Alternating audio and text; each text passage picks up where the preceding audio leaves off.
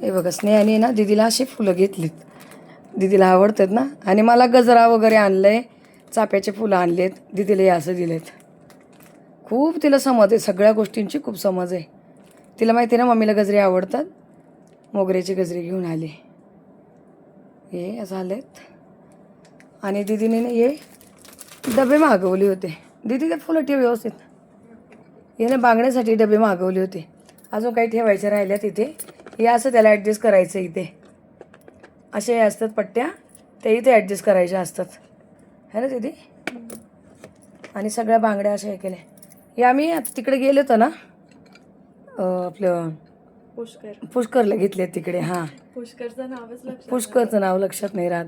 जिकडे ब्रह्मदेवांचं मंदिर आहे तिकडे घेतल्या त्या. हे असे काचेच्या वगैरे नाही हां, ते काय याला म्हणतात, लाख असतं त्याच्यामध्ये, लाख. आणि ह्या मला घेतल्या होत्या, पण मी अजून घातल्याच नाही कधी.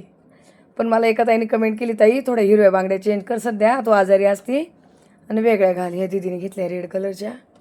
या तिने त्या दिल्लीला घेतलेल्या, खूप बांगड्या घेतल्या त्या दिल्लीला जाऊन. तिकडे पण आहे ना दिल्लीला, बघा किती बांगड्या घेतल्या दीदीने. बघा किती कलर आहे त्यांच्यामध्ये. आणि हे जे आहेत ना, हे सगळ्या खूप आणल्या त्या, अंजुला वगैरे सगळ्यांना आणल्या त्या तिने. अजून पण बांगड्या, पण आता बॉक्स पॅक झालेत. सगळ्या काचेच्या, या काचेच्या ठेवल्या काय. हां, या तिने आता काल घातल्या होत्या, परवा. या पण आता ड्रेसवर घातल्या होत्या, मम्माने पण घातल्या होत्या या. आणि हे माझे नेल्स. हो बाई, हां आज हे केलेत ना. आता आम्हाला भांडी घासायला नकोच अजिबात. असे पण घासतच नव्हतो, पण आता काय, आता आणि निमित्त झाले बघा. किती भीती वाटते मला ते नख बघून. सरळ कर, असे कर ना. तुम्ही कमेंट मध्ये सांगा छान वाटतात की नाही. वाकडे नको करू दे ते असे. हां, असे भीती वाटते तुला. मग कसं तरी वाटतात ते. अगं तसंच दाखवतात, असं दाखवतात का. अच्छा असं. अच्छा. माझं शूट होतं. हो, स्नेहा आणि तिकडंच गेलेली. वेगळं वेगळं कलर लावले सगळ्याला. किती याचं होतं दीदी, 4,500 काहीतरी. 4,000चे पण फ्री. हां, फ्रीमध्ये केली दीदीला, कारण त्यांचं प्रमोशन करायचं. दीदीला खूप येते काय काय प्रमोशनसाठी. हा तुम्हाला सांगते. आणि कितीतरी ताई बोलतात, असे कपडे घालते तसे कपडे का, तर घालावंच लागतात. आता ते कामं करायचे त्यांना, आणि आपल्याला काही फरक पडत नाही. जाऊ दे, घालते तर घाला. आवड आहे ना तुम्हाला. छान दिसते अशी बांगड्यांचे बॉक्स. आता राहिलेले उद्या करेल. अजून पण एक आहे, तर त्यामध्ये आता उद्या ठेवेल काय काय ठेवायचं तिला. ते हे 2 तर झालेत पॅक. छान वाटते असे ना. नमस्कार सर्व ताईंना, श्री स्वामी समर्थ. नमस्कार सर्व दादांना, श्री स्वामी समर्थ. तर व्हिडिओला सुरुवात केली. 11 वाजलेत, बरोबर 11 वाजले. आज ना जायचं आहे हॉस्पिटलला, चेकअप आहेत. तर देवपूजा वगैरे सगळं झालेत माझं. रात्रीच नाही आणि गजरे आणि आणलेलं चाफ्याची फुलं आणलेले बघा. आज मस्त स्वामीनं चाफा भेटलाय. गजराना वरती लावते तर असं खाली पडतोय, म्हणून मी इथं म्हाताराने इथं गजरा ठेवून दिलाय, कारण इथून आहे ना पडतोय सारखा वरतून. आणि इकडे मी असा गजरा आणि हातात चाफ्याचे फुलं दिले, इथे पण ठेवलेत. महाराजांना अभिषेक वगैरे केलाय, सगळं झाले देवपूजा वगैरे. आता इकडे बाकीचे नाच फुलं नाही. दीदीला बोले आल्यावर फुलं मागून ठेवत जरा, फुलं नाही राहील. दीदी दोघींना आवाज करताय खूप, सगळा आवाज मला इकडे येतोय. मग अशी देवपूजा झालीत. काय करतात, मोबाईलमध्ये काय पण बघतात कॉमेडी, आणि दोघी येड्यासारखे हसतात. मग एवढे हसतात ना. इकडे ना मी डाळ भात वगैरे बनवलात. भात कुकरमध्येच आहे, झालेत कुकर. आता डाळ बनवली, मुगाची आणि तुरीची डाळ बनवली मी एकत्र. परवा नुसती तुरीची बनवली होती, अशी पातळसर केली. आज खूप घट्ट होऊन जाते नंतर डाळ. मग मुगाची डाळ घातलेली असेल तर. थोडीशी मटकी राहिली होती फ्रीजमध्ये, त्याची सुकी भाजी बनवली कांदा टमाटा घालून. चपात्या वगैरे झाल्यात, अजून भांडे वगैरे राहिले ते आवरायचे आहे मला आल्यावर.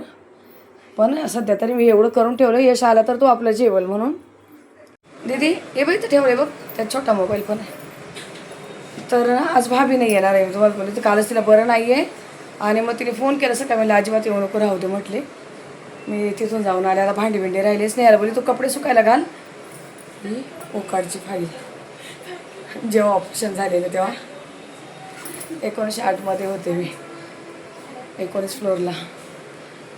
तर आता डॉक्टरांनी फोन केलेला रात्री, परवा मी केला होता.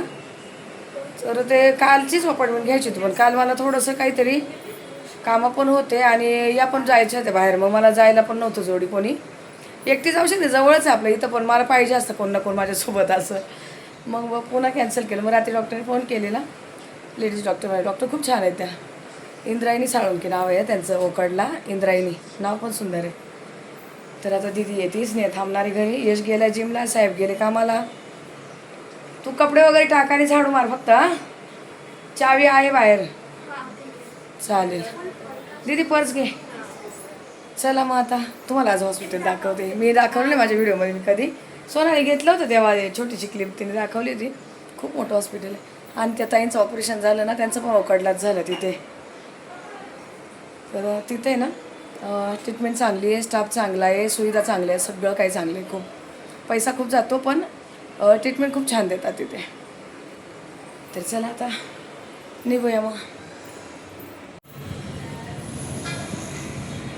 आज काही पाऊस नाही, मस्त ऊन पडलेत, कडकडीत ऊन पडले, चांगलं वाटतंय असं.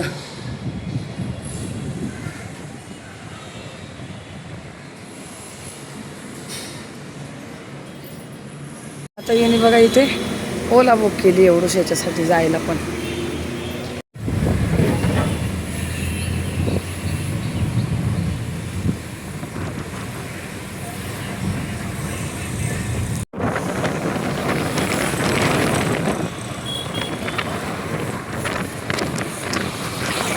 झालेत आता चेकअप वगैरे बघा, हॉस्पिटल चेकअप झाले. आणि आता एक पाऊस येऊन आम्ही छत्री आणायला विसरलो होती तीन मी. हा, याला विचारणं येतात का पण. हे पाठीमागे जे आहे ते हॉस्पिटल आहेत, हे बघा किती उंच आहेत. हॉस्पिटल टॅक्सी आहे इथं लगेच भेटून जाते.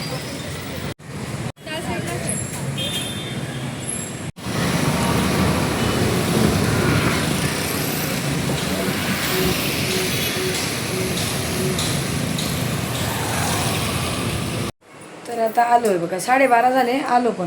कारण डॉक्टर आम्हालाच घेतलं लगेच आणि हे होतं, भरपूर वेळ दिला. चेकअप वगैरे होतं ना, तर आणि समजून सांगत होत्या, मला वेगळं दीदीला वेगळं काय काय सांगत होत्या. खूप हे प्रोटीनची खूप कमी आहे, प्रोटीन खूप घ्यायला लावलेत मला. मी अजिबात खात नाही ना, आणि प्रोटीन म्हटलं तर पनीरच आहे आता, आपल्याला दुसरं काही ऑप्शनच नाही आहे. पनीर, मुगाचे डोसे, मुगाची डाळ वगैरे असं जास्तीत जास्त घ्यायला सांगितलं आहे. प्रोटीन जेव्हा भरून निघेल तेव्हा थोडेसे प्रॉब्लेम कमी होतील. आणि मी त्यांना तेच बोलले की माझं हल्ली इतकं दुखतं आहे का, इतकं दुखतं काय. बोलले हे ऑपरेशन झालं ना, जे ऑपरेशन झाले त्यामुळे ते थोडासा तो प्रॉब्लेम येतो म्हणे, थोडे दिवस येणार अजून. आता जानेवारीमध्ये बोलवलं, जानेवारीमध्ये पुन्हा एक रिपोर्ट करायचा आहे. आणि मग तेव्हा बोलले अजून थोडे दिवस असंच करावं लागेल. जे चिडचिड होती खूप माझी, खूप चिडचिड होती माझी घरात, भरपूर होती प्रमाणाच्या बाहेर. ते फक्त व्हिडिओमधून दाखवत नाही मी, नाही तर पोरांना लई चिडचिड चालू असते माझी. तर बोलले आता हे ना तुमच्या वयानुसार हा मेनोपॉज वगैरे जे काय असं काय माहिती कुठून आलं आहे, ते काय पहिले तर लोकांना नव्हतं काही, आता आपल्याच पिढीला हे काय मेनोपॉज झालं आहे काय माहिती. बोलले याच्यामध्ये होतं आहे दुखणार, काय काय होणार, चिडचिड होणार, मूड चेंज होत आहे.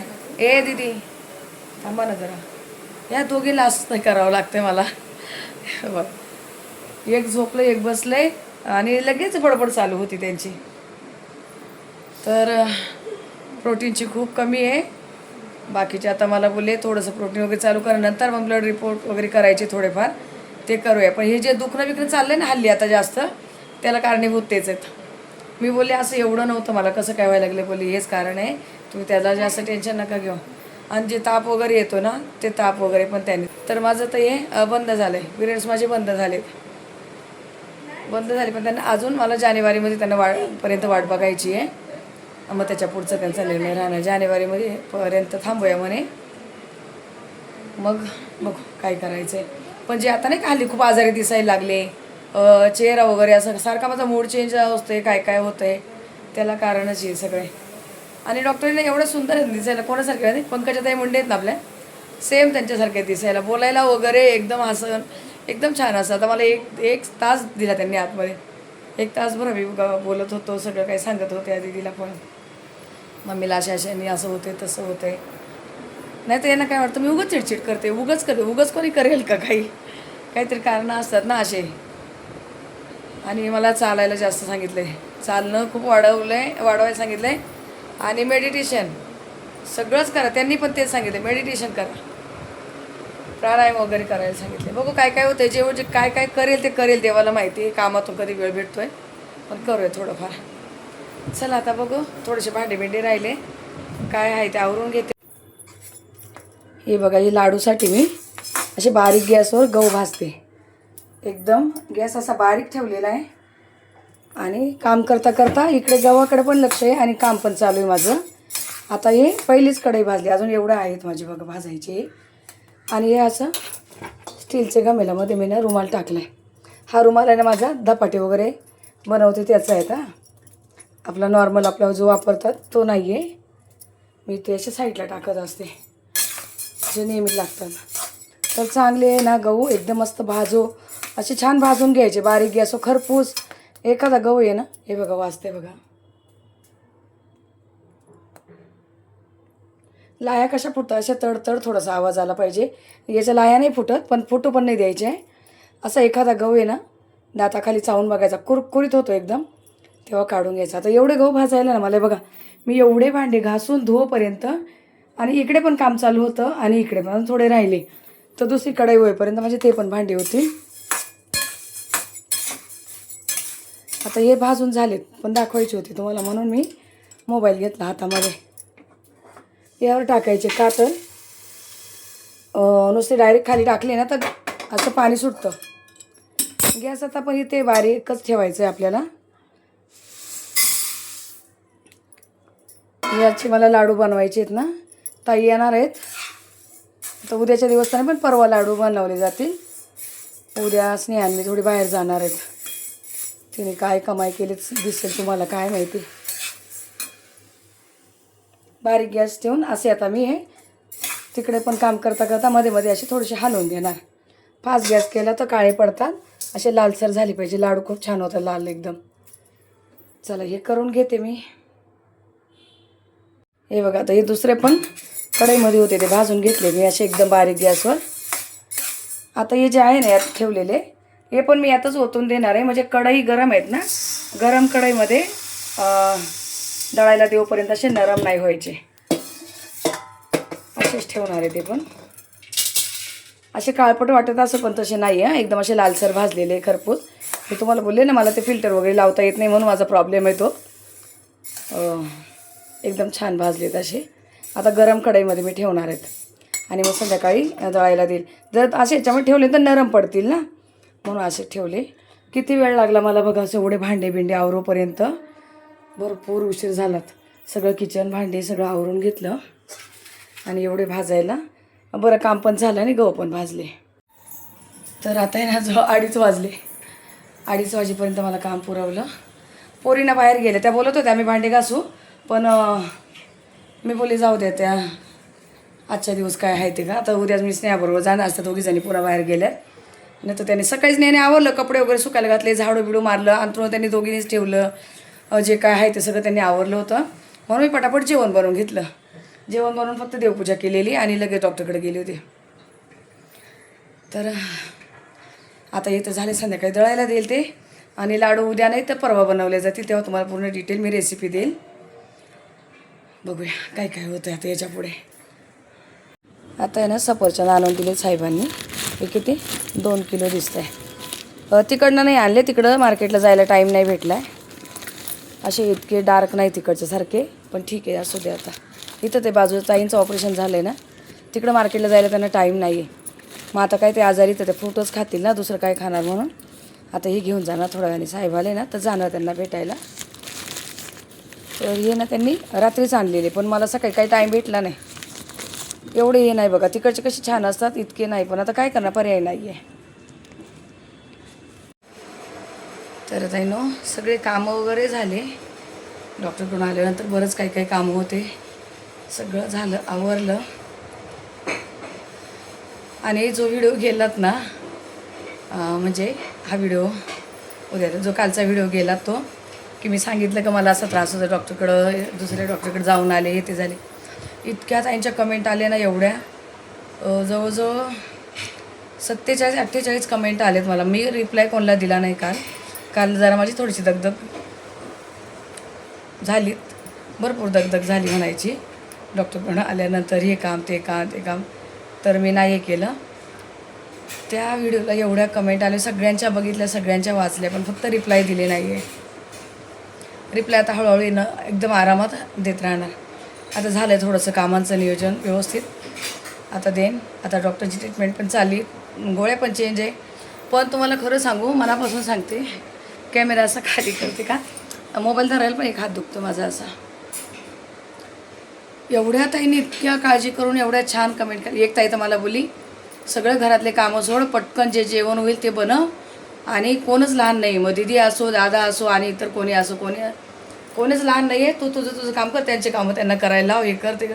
एवढी प्रेमाने आपुलकीने बोलली ना ताई. आणि मला बोलते, तुझ्याकडे सध्या पाहुणे पण चालले, खूप चाललं आहे ते, सॉरी बिरी नका बोलू ताई, एवढं आपुलकीने बोलल्यात ना याच्यासाठी, म्हणजे तुम्ही माझ्यासाठी बोललेत, त्यात तुमचं कोणाचं काही स्वार्थ नाही आहे की बाबा तुम्ही म्हणजे मला काही वाईट बोलले, असं नाही. तुम्ही माझ्या चांगल्यासाठी तुम्ही बोललायत. आणि कुठं स्ट्रिक्टली बोलावं पण लागतं का, तर हिला असं बोलल्याशिवाय पण ही ऐकणार नाही म्हणून. तर खूप छान वाटलं मला. प्रत्येक ताईनी, प्रत्येक दादांनी मला ना, 2-3 दादा पण आहे ना आपले, कमेंट करतात मला, त्या दादांनी पण खूप छान कमेंट केले आहेत. सगळ्यांनी मला बोलले, ज्याचं त्याला कामं करू दे, तुझी एवढी हालत चालली आणि तू इतके कामं करत राहती आणि तुला इतकं दुखणं लागले, तुला एवढंही लागले. आता ते काय, आता त्यांना जेवढं कळतं तेवढं करतात, जे नाही त्यांच्याकडं होत ते मलाच करावं लागतात. बऱ्याचशा गोष्टी असं, कारण ते पण कामाला जातात. तुमचं म्हणणं बरोबर आहे, मोठे त्यांनी करायला पाहिजे, पण आता कामं धामं करून. आणि त्यांना काय झालं, पहिल्यापासून मी तसं ते शिकवलं नाही. मेन म्हणजे जे शिकवायला पाहिजे होतं ना, मी काय पहिल्यापासून मलाच आगाऊपणा माझ्या अंगात, मीच करायचं सगळं, मीच केलं पाहिजे. कोणाला काय आवडतं ते सगळं आपण बघायचं का, बाबा ते तरी कुठं जाणार आहे ते काय. पण आता काय झालं आहे, आता शरीर वीक झाल्यामुळं आता थोडीशी चिडचिड खूप वाढली. डॉक्टरांनी पण सांगितलं, चिडचिडीला कारणं पण असे पण आहेत, हे बाकी दुसरे जे आता ऑपरेशन वगैरे झाले ते पण कारणं आहेत. पण कामारी पण होते. काम पडलं, घरात पसारा पडला, तो पसारा बघितला ना ताईनो, पसाऱ्याची माझी काहीतरी दुश्मनी तुम्हाला सांगते. मला पसाराच आवडत नाही घरात. आणि कधी असा पडला ना, पडू देते, जाऊ देत, मरू देत बोलते, कंटाळा येतो, किती करणार मी पण. आणि यांना पण माहिती झालं आहे, किती का पसारा करून ठेवते, आवरते आपोआप, कधी पप्पा आल्यावर आवरताय, मग ते पण एकदम आरामात राहतात, काही प्रॉब्लेम नाही त्यांना पण. करायचं जेवढा होईल तेवढा आवरायचा, जेवढा राहिला तेवढा आहे आम्ही आवरायला, मग असं होते ते पण. चला ठीक आहे, असू दे, आता काय करणार, तुम्ही काळजीपोटी बोलताय. धन्यवाद, इतकं प्रेम दिलं, तुमचे खूप खूप मनापासून आभारी. म्हणून मी जास्त काही व्हिडिओ घेतला नाही, थोडंफार लाईटली घेतलं आणि म्हटले ताईंशी जरा 2-3 मिनटं बोलावं. काम काय चालूच राहणार, रोजच्या रेसिपी चालूच राहणार आहे, सगळ्या काही गोष्टी चालूच राहणार आहे. पण ज्यांनी एवढा वेळ काढून इतक्या मोठ्या कमेंट केल्या, एवढ्या मोठ्या कमेंट केल्या, यावरून दिसलं का, अरे बापरे, म्हणजे किती काळजी करून बोललं आहे, किती काळजी होती की बाबा, त्या प्रत्येक कमेंटमध्ये काळजी. तुम्हाला खूप छान वाटलं खरंच. असं म्हणतात ना, हे प्रेम घ्यायला पण आपण म्हणतात तेवढंही पाहिजे, नशिबानंही पाहिजे. त्यासाठी कोणत्याही ताईने अजिबात काहीच कोणी चुकीची कमेंट नाही केली. आणि ताईनं तुम्ही मला बोलल्या ना, काय यांना करायला त्यांना का, खरोखर बोलल्या तुम्ही, बरोबर. तुम्ही अजिबात मनाला लावू नका घेऊ की तुम्ही सॉरी वगैरे बोलत होते, मला तसं नका बोलू. तुम्ही आपलं समजून आपुलकीने मला कमेंट केली. प्रत्येक ताईने, आता इतक्या छोट्या मुली बघ, आरती वगैरे हे त्या अशीच लहान आहेत, त्या खूप लहान आहेत, दीदीपेक्षा लहान मुली, त्यांनी किती काळजी करून, सगळ्यांनी खूप काळजी करून मला कमेंट केली. तर याच्यासाठी ना शब्द नाही की मला, मी कोणत्या शब्दात तुमचे आभार मानू. म्हणजे बघा, सुखादुःखात म्हणतात ना, खूप छान. असंच प्रेम असू देत ताईंनो. छोटासाच व्हिडिओ बनवला, जास्त काही नाही. तर ते लाडूचं वगैरे दळायला द्यायचं आहे अजून. मेथी लाडूसाठी गहू जे भाजले ते दळायला द्यायचे. ताई आले का मग बांधू लागते थोडंसं, काही यांना कोणाला वेळ नाही, आणि ते आल्या तरच माझं काहीतरी काम होतं, मग त्यांची खूप मदत होती मला. चालेल ताईंनो, जेव्हा रेसिपी घेईल लाडूची तेव्हा पूर्णपणे डिटेलमध्ये दाखवेल सगळे. आता ह्या व्हिडिओला इथेच थांबवते, भेटू आपण पुढच्या व्हिडिओमध्ये. तोपर्यंत मग सर्व ताई दादांना श्री स्वामी समर्थ.